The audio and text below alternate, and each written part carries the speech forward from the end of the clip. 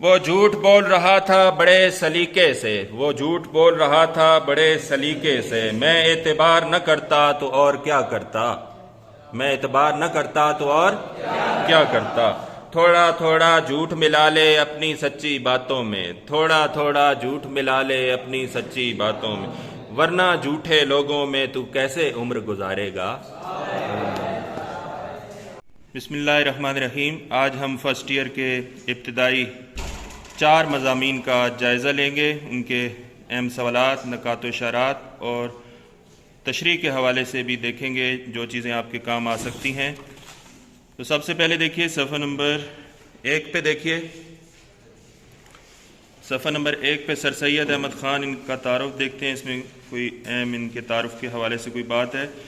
دیکھیے پہلا پیراگراف ہے، اس میں لکھا ہوا ہے کہ 1857 کی جنگ آزادی میں مسلمانوں کی تباہی نے ان کے دل پر گہرا اثر کیا اور مسلمانوں کی اصلاح کا انہوں نے بیڑا اٹھایا۔ علی گڑھ کالج انہوں نے یہ ادارہ قائم کیا، اور رسالہ کون سا نکالا تھا انہوں نے؟ تہذیب الاخلاق۔ تہذیب الاخلاق یہ رسالہ انہوں نے نکالا تھا، 24 دسمبر 1870 کو علی گڑھ سے یہ جاری ہوا تھا۔ آخری پیراگراف دیکھیے، سر سید کا ایک بڑا کارنامہ کیا ہے؟ سادہ اور آسان نثر کی ترویج، یہ ان کا بڑا کارنامہ ہے۔ اس میں ہم امپورٹنٹ دیکھیں گے چیزیں۔ سر سید کا اردو ادب پر بڑا احسان کیا ہے کہ وہ زبان جو پہلے فقط حسن و عشق اور تخیلاتی دنیا تک محدود تھی، حقیقت نگاری اور اصلاح کے لیے استعمال ہونے لگی۔ تو آخری پیراگراف میں آپ دیکھیے لکھا ہوا ہے مکفہ اور مسجع نثر۔ مکفہ ہم کافیہ نثر اور مسجع کہتے ہیں نثر کی ایک قسم جس کے فکروں کے آخری الفاظ ہم کافیہ ہوتے ہیں۔ تو نیچے ان کی بکس بھی لکھی ہوئی ہیں۔ آگے دیکھتے ہیں جی صفحہ نمبر 2 پہ، اپنی مدد آپ۔ آزمودہ مقولہ کہاوت کون سی ہے؟ خدا ان کی مدد کرتا ہے جو اپنی مدد آپ کرتے ہیں۔ اب دیکھیے یہ پہلا پیراگراف، اپنی مدد آپ کرنے کا جو جذبہ ہے یہ سچی ترقی کی بنیاد ہے، اور جب یہ جذبہ بہت سے شخصوں میں پایا جاوے، یعنی بہت سے افراد میں یہ جذبہ موجود ہو، تو قومی ترقی اور قومی طاقت، قومی مضبوطی یہ ممکن ہوتی ہے۔ اور اپنی مدد آپ کا جذبہ ختم ہو جائے تو غیرت اٹھ جاتی ہے۔ غیرت ہے بڑی چیز جہان تگ و دو میں، پہناتی ہے درویش کو تاج سر دارا، اقبال نے کہا تھا۔ تو غیرت ختم ہو جاتی ہے، قومیں ذلیل ہو جاتی ہیں، بے عزت ہو جاتی ہیں۔ آگے دیکھیے دوسرے پیراگراف میں انہوں نے کیا بات کہی ہے کہ جو آدمی دوسرے پر بھروسہ کرتا ہے وہ اسی قدر بے عزت ہو جاتا ہے۔ اچھا بادشاہ ہی رعایا کی ترقی اور خوشی کا ذریعہ ہوتا ہے۔ یورپ کے لوگ سمجھتے ہیں کہ قانون ساز مجلسیں، قانون ساز ادارے یہ انسان کی ترقی اور بہبودی کا ذریعہ ہیں، مگر یہ سر سید اس سے ایگری نہیں کرتے، اتفاق نہیں کرتے۔ صفحہ نمبر 3 پہ آ جائیے۔ عمدہ گورنمنٹ کا فائدہ کیا ہے؟ کہ آدمی آزادی کے ساتھ اپنا کام کر سکتا ہے۔ تیسری لائن میں دیکھیے، آزادی کے ساتھ اپنا کام کر سکتا ہے، اور گورنمنٹ کی ذمہ داری کیا ہے؟ جان، مال اور آزادی کا تحفظ۔ جب قانون کا عمل درآمد دانشمندی سے ہوتا ہے تو آدمی اپنی جسمی اور ذہنی محنت کے ثمروں کا بے خطر حظ اٹھا سکتا ہے، یعنی آزادی کے ساتھ اپنا کام کر سکتا ہے۔ لیکن قانون کتنا ہی سخت کیوں نہ ہو، جب آدمی خود کچھ نہیں کرنا چاہتا تو وہ گورنمنٹ بھی اس میں کچھ نہیں کر۔ اچھا ایک چیز آپ نے خیال رکھنی ہے کہ جو شعر میں نے آپ کو بتایا ہوا ہے مولانا ظفر علی خان کا، وہ اس پورے مضمون کو کور کرتا ہے۔ شعر کون سا ہے؟ خدا نے آج تک اس قوم کی حالت نہیں بدلی، نہ ہو جس کو خیال آپ اپنی حالت کے بدلنے کا۔ بالکل، اور یہ قرآن پاک کی آیت بھی ہے کہ جب تک کوئی قوم اپنے حالات خود تبدیل نہیں کرتی، خود کو نہیں بدلتی، اس کے حالات نہیں بدلا کرتے، اس کا مفہوم یہی ہے آیت کا۔ اور ایک اور جگہ پہ بھی اللہ پاک نے فرمایا وَأَن لَيْسَ لِلْإِنسَانِ إِلَّا مَا سَعَى، انسان کے لیے وہی کچھ ہے جس کی وہ کوشش کرتا ہے۔ تو چھپا دست ہمت میں زور قضا ہے، مثل ہے کہ ہمت کا حامی خدا ہے، مثل ہے کہ ہمت کا حامی خدا ہے۔ تو یہ ساری چیزیں جو ہے جب تک محنت نہیں ہوتی، سر سید احمد خان اس مضمون میں یہی کہتے ہیں۔ تو نیچر کا قاعدہ کیا ہے کہ جیسی قوم ہوتی ہے ویسے حکمران ہوتے ہیں، جیسی روح ویسے فرشتے۔ تو پانی جس طرح اپنی پنسال میں آ جاتا ہے، سطح پہ آ جاتا ہے، اسی طرح عمدہ رعایا پر عمدہ حکومت ہوتی ہے، اور جاہل اور خراب عوام ہو، اگر عوام ہی ٹھیک نہ ہو تو حکومت بھی ویسی ہی ہوتی ہے۔ آگے آ جائیے جی صفحہ نمبر 4 پہ دیکھیے، قومی ترقی کن کن باتوں کا مجموعہ ہے، کن کن خوبیوں کا مجموعہ ہے؟ کن خوبیوں کا مجموعہ ہے؟ شخصی محنت، شخصی عزت، شخصی ایمانداری، شخصی ہمدردی۔ اس طرح قومی تنزلی، قومی زوال کس وجہ سے ہوتا ہے؟ شخصی سستی، شخصی بے عزتی، شخصی بے ایمانی، شخصی خود غرضی، شخصی برائیوں کا یہ مجموعہ ہے۔ آگے کہتے ہیں کہ اصل غلام کون ہے؟ سر سید کے خیال میں اصل غلام کون ہے؟ صفحہ نمبر 4 پہ دیکھیے، تیسرا پیراگراف، جو بد اخلاقی، خود غرضی، بد اخلاقی، خود غرضی اور جہالت اور شرارت کا مطیع ہو اور اپنی خود غرضی کی غلامی مبتلا، قومی ہمدردی سے بے پرواہ ہے، تو وہ اصلی غلام ہے۔ سر سید کہتے ہیں کہ بیرونی زوروں سے، بیرونی طاقت سے اگر عمدہ گورنمنٹ اور عمدہ جو قومی انتظام ہے اسے آزاد نہیں ہو سکتی جب تک غلامی کی یہ دلی حالت دور نہ ہو۔ یعنی اگر بیرونی طاقت سے جو ہے اصلاح کرنے کی کوشش کی بھی جائے طاقت کے ذریعے، تو جب تک آپ خود اپنی اصلاح نہیں کرنا چاہتے تو کوئی کیا کر سکتا ہے، اس میں حکومت کیا کر سکتی ہے۔ اس کے بعد آپ دیکھیے صفحہ نمبر 5 پہ دیکھیے، جان جوہن سٹوئرٹ مل مفکر ہے، ایک بڑا دانا حکیم گزرا ہے، اس کا قول ہے ظالم اور خود مختار حکومت بھی زیادہ خراب نتیجے نہیں پیدا کر سکتی اگر رعایا میں شخصی اصلاح موجود ہے۔ اگر رعایا ترقی اصلاح چاہتی ہے تو حکومت بھی اچھے نتائج دے سکتی ہے۔ تو یہ اس میں تھا جی۔ آگے چلتے ہیں صفحہ نمبر 6 پہ، مزید کوئی دیکھتے ہیں کہ اس میں اہم سوال کون سا ہے۔ ہاں جی، اس پہ ہے جی، ولیم ڈریگن آئرش انجینئر تھا، مفکر تھا، فلاسفر، آئرلینڈ کا دارالحکومت ہے ڈبلن۔ اس کی نمائش گاہ دستکاری میں اس نے ایک بات کہی تھی۔ بات کیا کہی تھی؟ کہ ہماری محنت، ہماری آزادی ہمارے اوپر منحصر ہے، استقلال اور محنت کامیابی کا بڑا ذریعہ ہے۔ صفحہ نمبر 6 پہ آخری پیراگراف دیکھیے، صفحہ نمبر 6 پہ، کہ موجودہ ترقی کی بنیاد ہمارے آباء و اجداد کی مسلسل محنت کی وجہ سے ہے، اور مختلف شعبوں سے جن لوگوں کا تعلق رہا ہے انہوں نے اپنا اپنا جو ہے حصہ اس میں ڈالا ہے، اور یہ ترقی یکدم نہیں ممکن ہوئی، اچانک نہیں، یہ ایک پورا پروسیس ہے جو ہر زمانے میں ہوتا رہا، اور موجودہ جو آپ ترقی دیکھ رہے ہیں یہ اسی وجہ سے ممکن ہوئی ہے رفتہ رفتہ، اور ہمیں اس قیمتی جائیداد میں ترقی اور اضافہ کرنا چاہیے۔ آگے صفحہ نمبر 7 پہ آ جائیے، شخصی چال چلن ہی قوت ہے۔ دوسرا پیراگراف دیکھیے، زندگی، برتاؤ اور چال چلن پر قوی اثر پیدا ہوتا ہے۔ اب یہاں سر سید کہتے ہیں کہ ایک تو زندگی بسر کرنے کا جو علم ہوتا ہے اس کو کیا کہتے ہیں؟ لائف ایجوکیشن، زندگی کا علم، زندگی کے برتاؤ کا علم، جس کو انگریزی میں لائف ایجوکیشن کہتے ہیں۔ تو یہ سر سید نے یہاں بات بتائی ہے۔ اور زندگی کے برتاؤ کا علم آپ کس سے سیکھتے ہیں، کہاں سے سیکھتے ہیں؟ دوستوں سے ملنے میں، گھر کے رہنے سہنے میں، شہر کی گلیوں میں، صرافہ کی دکان میں، ہل جوتنے میں، کپڑا بننے کے کارخانے میں، کلوں مشینوں سے کام کرنے کے کارخانے میں اپنے ساتھ ہوتا ہے۔ تو یہ زندگی بسر کرنے کا علم ہے۔ لارڈ بیکن انگلش فلاسفر ہے، فرانسس بیکن، وہ کہتا ہے کہ علم سے عمل نہیں آ جاتا، اور مشاہدہ آدمی کی زندگی کو درست اور اس کے علم کو بعمل یعنی اس کے برتاؤ میں مدد دیتا ہے۔ یہ مقالات سر سید ہیں، اور اس میں سے یہ مضمون لیا گیا۔ مقالہ کسے کہتے ہیں؟ کسی مضمون، کسی بھی موضوع پر علمی اور تحقیقی تحریر کو مقالہ کہتے ہیں، ریسرچ پیپر، مقالات سر سید، اس میں سے یہ لیا گیا ہے یہ مضمون۔ آگے مشق پہ آ جائیے، مشق میں دیکھتے ہیں کوئی امپورٹنٹ کویسچن ہے جی، روزمرہ اور محاورہ۔ تو یہ میں نے آپ کو تعریف بتائی ہوئی ہے، اس کی ویڈیو بھی ہے۔ محاورہ، روزمرہ اہل زبان کی عام بول چال، اور محاورہ اہل زبان کی خاص بول چال، اور روزمرہ میں الفاظ حقیقی معنوں میں استعمال ہوتے ہیں اور محاورہ میں مجازی معنوں میں۔ جھوٹے آدمی، جھوٹے آدمی مولوی ذکاء اللہ کا یہ مضمون ہے۔ وہ جھوٹ بول رہا تھا بڑے سلیقے سے، وہ جھوٹ بول رہا تھا بڑے سلیقے سے، میں اعتبار نہ کرتا تو اور کیا کرتا، میں اعتبار نہ کرتا تو اور کیا کرتا، تھوڑا تھوڑا جھوٹ ملا لے اپنی سچی باتوں میں، تھوڑا تھوڑا جھوٹ ملا لے اپنی سچی باتوں میں، ورنہ جھوٹے لوگوں میں تو کیسے عمر گزارے گا۔ اصل مشہور ہے، درو گورا حافظہ نباشت، کہ جھوٹے آدمی کا حافظہ نہیں ہوتا۔ آدمی کا حافظہ اچھا نہ ہو تو وہ جھوٹ کا کیا نہیں کر سکتا؟ بنج بیوپار نہیں کر سکتا، کاروبار نہیں کر سکتا۔ ٹھیک ہے جی۔ حافظہ ایسی قوت ہے جس کو افلاطون نے تمام قوائے عقلیہ کا کیا کہا ہے؟ دیوتا، سردار کا ہے۔ تمام قوتیں اس کے ماتحت ہوتی ہیں، باقی قوتیں، اور حافظہ اس کا سردار ہوتا ہے۔ اس کے بعد دیکھیے، اہل فرانس کو جب کسی کو پرلے درجے کا کودن یا احمق کہنا ہوتا تو وہ کہتے تھے کہ اس کی میموری نہیں ہے، اس کی یادداشت نہیں ہے، اس کا حافظہ نہیں ہے۔ تو حافظے کے نہ ہونے سے آدمی کو کیا چیز یاد نہیں رہتی؟ اپنے وعدے یاد نہیں رہتے۔ ہاں جی، آگے کہتے ہیں کہ جھوٹوں کی کتنی قسمیں ہوتی ہیں؟ بنیادی طور پہ دو، پھر مزید اس کی قسمیں بھی ہیں، تو اس میں بھی انہوں نے بتایا ہے، وہ میں آپ کو بتا چکا ہوں ایک اور ویڈیو میں، اس کی قسمیں آپ دیکھنا چاہیں تو وہ آپ کو صحیح اس سے سمجھ میں آئے گی بات۔ اچھا پھر آگے کہتے ہیں جی صفحہ نمبر 12 پہ کہ بہت سے آدمی تم نے دیکھے ہوں گے کہ وہ جیسا وقت اور موقع دیکھتے ہیں ایسی باتیں بنا دیتے ہیں، کچھ جھوٹ سچ کا خیال نہیں کرتے، لوگوں کی مرضی کے مطابق باتیں بنا بنا کے ان کا دل خوش کرتے ہیں۔ لیکن مولوی ذکا اللہ کہتے ہیں کہ یہ اس کا نام وہ صلح کل رکھتے ہیں، اور یہ صلح کل نہیں ہو اس کو کہہ سکتے آپ، یہ نفاق ہے، منافقت ہے۔ اور یہ بات انہوں نے صفحہ نمبر 12 پہ لکھی ہے کہ یہ جو ہے سراسر نفاق ہے، اور سیدھی سادی سچی باتوں میں جھوٹ کے بولنے کے برابر کوئی لعنت کی ماری برائی نہیں ہے۔ لعنت اللہ علی الکاذبین، جھوٹوں پہ اللہ تعالیٰ نے لعنت۔ نمبر 13 پہ دیکھیے، بچوں کو 2 قصوروں پہ سزا دینی چاہیے۔ کون کون سے قصور ہیں؟ ایک جھوٹ اگر وہ بول رہے ہیں، دوسرا سرکشی کر رہے ہیں، اگر بغاوت کر رہے ہیں تو ان 2 قصوروں پہ ان کو سزا دینی چاہیے۔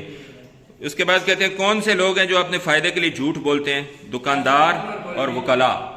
اور اکبر الہ آبادی نے کہا تھا کہ پیدا ہوئے وکیل تو ابلیس نے کہا، پیدا ہوئے وکیل تو ابلیس نے کہا، لو آج ہم بھی صاحب اولاد ہو گئے۔ نظریہ پاکستان ڈاکٹر غلام مصطفیٰ خان۔ نظریہ کسے کہتے ہیں؟ نصب العین، نقطۂ نظر، مخصوص نقطۂ نظر، آئیڈیالوجی۔ نظریہ وہ مستحکم سوچ ہے جو آپ کو عملی زندگی میں قدم اٹھانے پر مجبور کرے۔ نظریہ ایسی فکر کا نام ہے جو آپ کی راہیں متعین کرتی ہے منزل کی جانب۔ نظریہ پاکستان سے مراد کیا ہے؟ یہ ایک ایسا تصور ہے کہ متحدہ ہندوستان کے مسلمان ہندوؤں اور دوسرے اقوام ان کے مذاہب کے لوگوں سے ہر لحاظ سے مختلف اور منفرد ہیں، ان کا طریقہ عبادت، کلچر، ثقافت، روایات ہندوؤں سے مختلف ہیں ہر لحاظ سے۔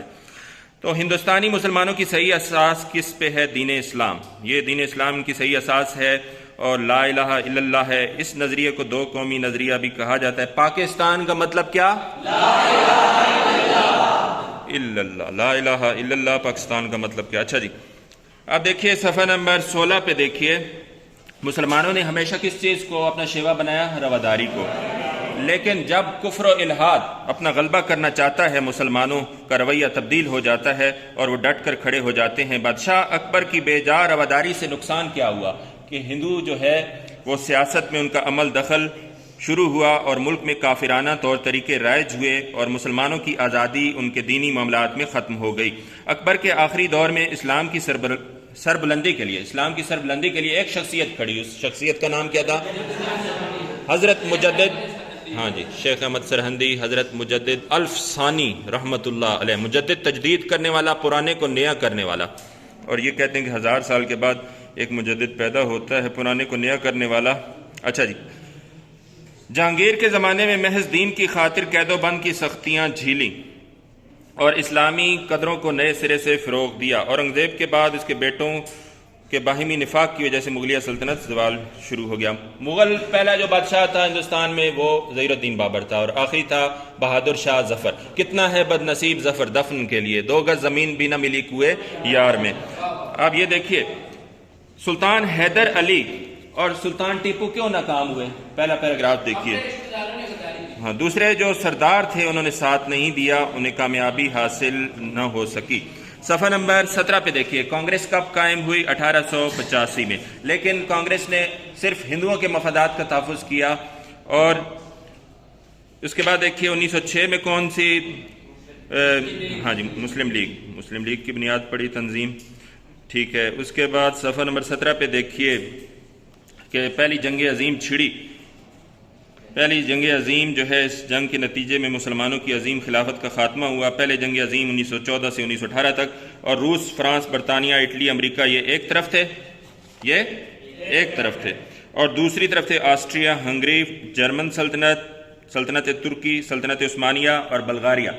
اور برطانیہ نے وعدہ کیا تھا کہ میں جو ہے اگر ہمیں فتح حاصل ہو بھی گئی تو ہمیں اس کو نقصان نہیں پہنچائیں گے، ترکی کو نقصان نہیں پہنچائیں گے، لیکن انہوں نے وعدہ خلافی کی۔ وعدہ خلافی کس وجہ سے کی کہ جو مسلمان تھے ہندوستان کے، انہوں نے مالی اور طبی امداد پہنچائی، ان کی جو ہمدردیاں تھیں وہ ان کے ساتھ تھیں سلطنت عثمانیہ کے ساتھ۔ تو حکومت برطانیہ کو مسلمانوں سے دشمنی پیدا ہو گئی، انہوں نے اس کے جو ہے وسیع سلطنت کے ٹکڑے ٹکڑے کر دیے۔ اب اسی زمانے میں ہندوؤں نے مسلمانوں کو ہندو بنانے کے لیے ایک تحریک کا آغاز کیا، اس کا نام کیا ہے؟ شدی یعنی ہندو بنانے کے لیے، اور ان کو ختم کرنے کے لیے سنگٹن جو تحریک ہے یہ شروع ہوئی۔ 1928 میں کانگریس نے نہرو رپورٹ شائع کی، تو یہ جو علیحدہ نمائندگی کا اصول تھا نہرو رپورٹ میں، اس کو نظر انداز کر دیا گیا۔ 1930 میں علامہ اقبال نے الہ آباد کے مقام پر کون سا خطبہ دیا؟ خطبہ الہ آباد، اور اس میں پاکستان کا تصور انہوں نے پیش کیا۔ اور یہ جو اس کے بعد دیکھیے 1940 میں جو ہے لاہور میں اعلان کیا گیا کہ جہاں مسلمانوں کی اکثریت ہے وہاں آزاد مسلم ریاست قائم کی جائے۔ اس اعلان کو قرارداد پاکستان کہا جاتا ہے۔ یہ سوال بھی اہم ہے۔ آگے مزید اہم چیز آ رہی ہے جی، دنیا میں قومیت کی تشکیل کی بنیادیں کتنی ہیں؟ 2 ہیں۔ ایک مغربی مفکرین نے قائم کی ہے اور دوسری رسول پاک صلی اللہ علیہ وآلہ وسلم نے۔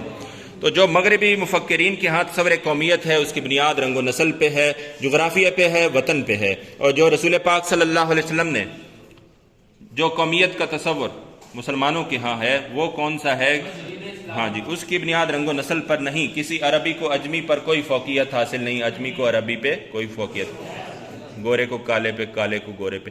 تو یہ چیزیں اسلام نے ان کی نفی کی ہے، اور اہل مغرب کا جو تصور ہے وہ قومیت ان کا رنگ و نسل، زبان اور جغرافیائی حدود پر ہے۔ ان کے مطابق قوم وطن سے بنتی ہے۔ تصور قومیت کے حوالے سے اقبال کا شعر 2 اشعار یہاں پہ دیے گئے ہیں، اپنی ملت پر قیاس اقوام مغرب سے نہ کر۔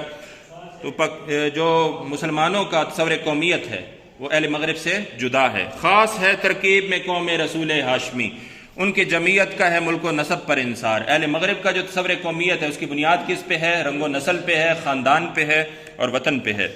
تو مسلم جو قومیت ہے یہ نظریاتی ہے، اس کی بنیاد کس پہ ہے؟ کلمہ پر ہے، لا الہ الا اللہ پر ہے، لا الہ الا اللہ پر ہے۔ صفحہ نمبر 19 پہ دیکھیے، نظریہ پاکستان میں اسلامی زندگی اور قدروں کا تصور بنیادی حیثیت رکھتا ہے، اور اخوت، بھائی چارہ، مساوات، عدل، دیانت، خدا ترسی، انسانی ہمدردی اور عظمت کردار کے بغیر نظریہ پاکستان کو فروغ نہیں دیا جا سکتا۔ نظریہ پاکستان کا مقصد کیا ہے؟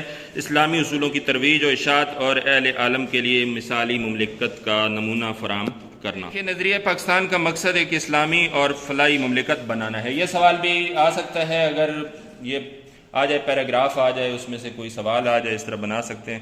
نظریہ پاکستان ہم سے تقاضا کرتا ہے کہ پاکستان جو ہے اس کو مثالی مملکت بنایا جائے، اور اسلامی و فلاحی مملکت بنانے کے لیے ہمیں اپنی صلاحیتیں استعمال کرنی۔ پاکستانی قومیت کا مسئلہ، قومیت وہ تشخص یا احساس تشخص جس کی بنیاد وطن یا مذہب و ملت ہو۔ قومیت، شہریت، نسل، ذات۔ پاکستانی قومیت کی بنیاد کیا ہے؟ کس چیز پہ ہے؟ دین اسلام پہ، دین اسلام پہ ہے۔ اگر تحریک پاکستان کی تاریخ پر نظر ڈالی جائے تو یہ تحریک مسلمانان ہندوستان کی متفقہ تحریک تھی۔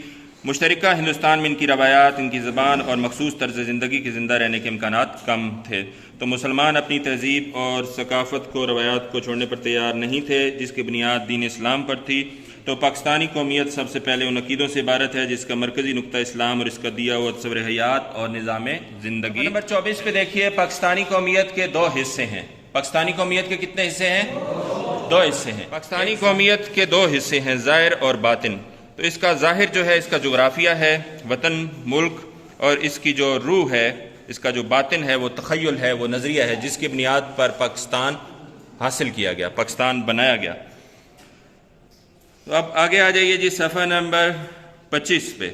اقبال نے وطنیت کی مخالفت اگر کی، کچھ لوگ کہتے ہیں، تو کون سی وطنیت تھی؟ اقبال نے وطنیت کی مخالفت نہیں کی، اقبال نے یورپی وطنیت، تصور وطنیت کی مخالفت کی، اور یورپی تصور وطنیت کی مخالفت اس لیے کی کہ اس کی بنیاد رنگ و نسل پہ، جغرافیے پہ، وطن پر تھی، اس لیے انہوں نے مخالفت کی۔ تو اس لیے وہ کہتے ہیں، سیکنڈ لاسٹ پیراگراف میں آپ دیکھ سکتے ہیں صفحہ نمبر 25 پہ، کہ انہوں نے فارسی پس چے باید کردہ اقوام شرق، پس کیا کیا جائے اے اقوام شرق، اور جاوید نامہ، یہ فارسی میں یہ کتاب جاوید نامہ جو اپنے بیٹے کے نام سے انہوں نے منسوب کی ہے، تو اس میں بھی انہوں نے یہ بات کہی ہے کہ ایشیائی مملکتوں کو زیادہ مضبوط بنایا جائے، وہ وطنیت کے خلاف نہیں تھے۔ صفحہ نمبر 26 پہ دیکھیے کہ علاقہ پرستی اور وطنیت میں فرق کیا ہوتا ہے۔ علاقہ پرستی اپنے علاقائی مفادات کو زیادہ ترجیح دینا، وطن پر ترجیح دینا۔ تو مصنف کہتے ہیں کہ علاقائی محبت کا وطن کے وسیع مفادات سے ٹکراؤ نہیں ہونا چاہیے، علاقہ پرستی ورنہ ایسا مرض ثابت ہو سکتا ہے جو وطن عزیز کی ہستی کے لیے خطرناک ہوگا۔ آگے کہتے ہیں لسانی تحریکیں، جو زبان کے حوالے سے تحریکیں ہیں، بہت سے لوگ مقامی زبانوں کی محبت کا واسطہ دے کر خطے کا تعصب ابھارتے ہیں۔ صفحہ نمبر 27 پہ دیکھیے، پاکستان کس بنیاد پہ قائم ہوا؟ پاکستان قبیلوں اور علاقوں کی اساس پر قائم نہیں ہوا۔ وہ تو اس تاریخی حقیقت پر قائم ہوا ہے کہ اپنی تہذیبی وحدت، مشترکہ روایات اور دین و مذہب کو برقرار و محفوظ رکھنا ہے، تو اس بنیاد پہ قائم نہیں ہوا۔ آخری پیراگراف دیکھیے صفحہ نمبر 27 پہ، پاکستان میں غیر مسلموں کا مقام۔ تو وطن ہونے کے لحاظ سے پاکستان مسلموں اور غیر مسلموں کا مشترک وطن ہے۔ غیر مسلم شہری کے حقوق مساوی ہوں گے۔ خدا نے ہمیں جو جغرافیہ عطا فرمایا، اس کو یکجا رکھنے کے لیے اسلامی جذبہ جو ہے وہ بہت قیمتی چیز ہے۔ اسلامی جذبہ بہت قیمتی چیز ہے۔ اس کے علاوہ اردو زبان بھی اتحاد میں ایک بڑا کردار ادا کر سکتی ہے۔ تو یہ آج ہم نے جو ہے چار مضامین کا جائزہ لیا ہے اس مختصر سے وقت میں، اور مشقی سوالات بھی آپ دیکھ لیں گے۔ متعلق فعل کیا ہوتا ہے؟ صفحہ نمبر 28 پہ دیکھیے، وہ الفاظ جو فعل کے معنوں کی وضاحت کریں انہیں متعلق فعل کہتے ہیں۔ وہ الفاظ جو فعل کے معنوں کی وضاحت کریں انہیں کیا کہتے ہیں؟ متعلق فعل۔ مثلا عرفان نے کتاب خریدی، ایک جملہ ہے۔ اگر کہا جائے مزید اس کی وضاحت کی جائے کہ عرفان نے بازار سے کتاب خریدی، اور پھر کہا جائے عرفان نے کل بازار سے کتاب خریدی، وضاحت ہے نا؟ دوسرے جملے میں زیادہ وضاحت ہے، تیسرے میں مزید وضاحت ہے۔ تو عرفان نے کتاب خریدی، عرفان نے بازار سے کتاب خریدی، عرفان نے کل بازار سے کتاب خریدی۔ تو بازار سے اور کل یہ متعلقات فعل ہیں۔ کیا ہیں؟ متعلقات فعل ہیں۔ اور اس میں نے، نون بڑی نے، یہ علامت فاعل ہے، سبجیکٹ کی علامت ہے۔ دوبارہ سنیے، متعلق فعل کسے کہا جاتا ہے؟ وہ الفاظ جو فعل کے معنوں کی وضاحت کریں متعلق فعل کہلاتے ہیں۔ اور بڑی آسان مثال میں نے آپ کو بتا دی۔ تو یہاں جو ہے اس ویڈیو کا اختتام کرتے ہیں۔ 4 اسباق کا ہم نے اس مختصر سے وقت میں جائزہ لیا، اور اہم سوالات ہم نے دیکھے کہ کون سے پیپر میں آ سکتے ہیں اور تشریح میں بھی آپ کے کام آ سکتے ہیں۔